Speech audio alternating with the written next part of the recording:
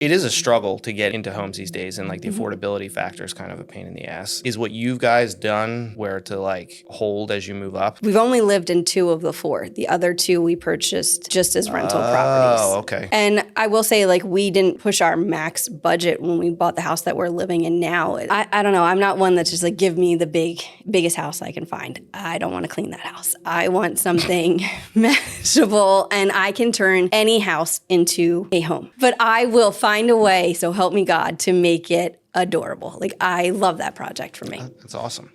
Do you think the way you guys approached it is maybe like something more people should think about? I know it's not for everybody. It's definitely not for everyone. Some people think we're nuts, but I think it just financially, it makes a lot of sense for a lot of people to do that, take into consideration maybe something that you'd love to get your dream home, but if it's not feasible right now, buying something that you could potentially hold when you go into the next one, or consider getting investment properties. Like, how has owning investment properties changed my life?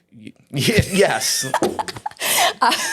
I'll help you with these questions. Now, I have said this 1,000 times. If anybody has ever watched anything on my social media, like, I always say, have you considered holding on to this? Like, do you know what a rental property can do for you? And I have seen it firsthand since I was a kid. Like, my parents had rental properties up to, maybe 3, 4 at a time. And I got to see rent dropped off on the first of the month. Or when they did go and eventually sell some, you make a chunk of change and you can go do something fun with it. So for us, I look at it as, God forbid, anything ever happens financially and we're kind of in a tight spot, you can sell one, then there you go.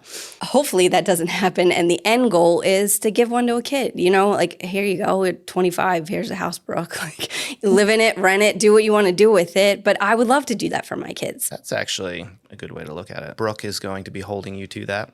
Remember, mommy's your favorite.